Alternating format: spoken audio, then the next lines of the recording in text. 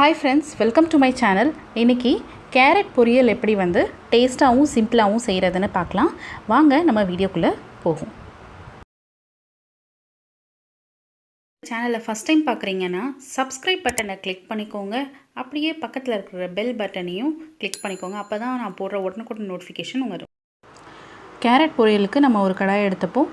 கடாய் சூடானோன்னு எண்ணெய் ஊற்றிப்போம்.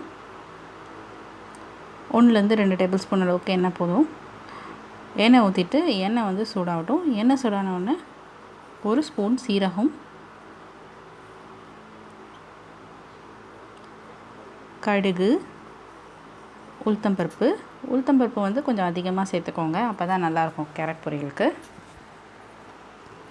சேர்த்துட்டு அது நல்லா வந்து பொரியறதுக்கு கொஞ்சம் வெயிட் பண்ணுவோம். இது ஓரளவுக்கு பொரிஞ்ச உடனே ஒரு கொத்து கருவேப்பிலை, 2 பச்சை மிளகாய் கீரி சேர்த்துக்கலாம். ஒரு வெங்காயம் நீல வாக்கில் கட் பண்ணி சேர்த்துக்கோங்க. சேர்த்துட்டு நல்லா வதக்கி விடுங்க.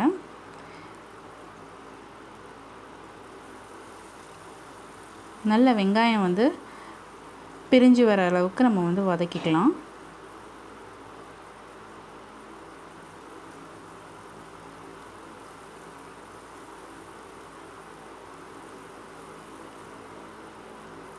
வெங்காயம் நல்லா பிரிஞ்சு வந்துருச்சு, முறுமுறுன்னு ஆயிடுச்சு. இப்போ வந்து நம்ம துருவின கேரட்டை வந்து சேர்த்துக்கலாம். நான் ஒரு 3 கேரட் எடுத்து துருவி வச்சுருந்தேன். ஸோ அதை வந்து நான் சேர்த்துக்கிறேன். சேர்த்துட்டு நம்ம எண்ணெயிலேயே வந்து அதை ஒரு 2லேருந்து 3 நிமிஷம் வரைக்கும் வதக்கி விட்டுக்கோங்க.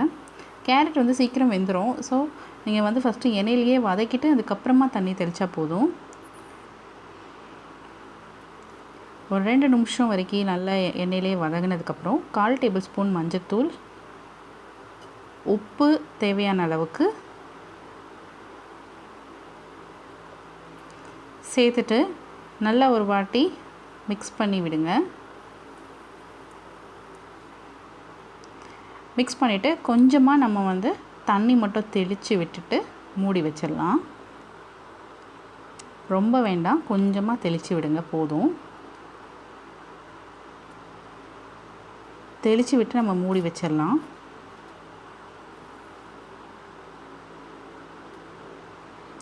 ஒரு 5 to 8 மினிட்ஸ் விட்டுடலாம். 5 to 8 மினிட்ஸ் ஆயிடுச்சு. இப்போ பார்க்கலாம். இப்போ பாருங்கள், நல்லா வந்துட்டு சுருங்கி இருக்குது, சாஃப்டாக வெந்து வந்திருக்கு.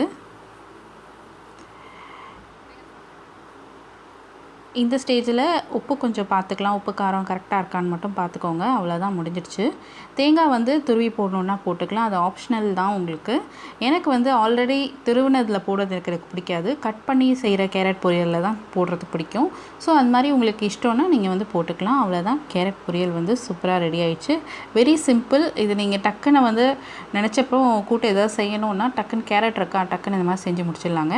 இந்த வீடியோ உங்களுக்கு பிடிச்சிருந்தா லைக் அண்ட் ஷேர் பண்ணுங்கள். மறக்காமல் சப்ஸ்கிரைப் பண்ணுங்கள். Thanks for watching.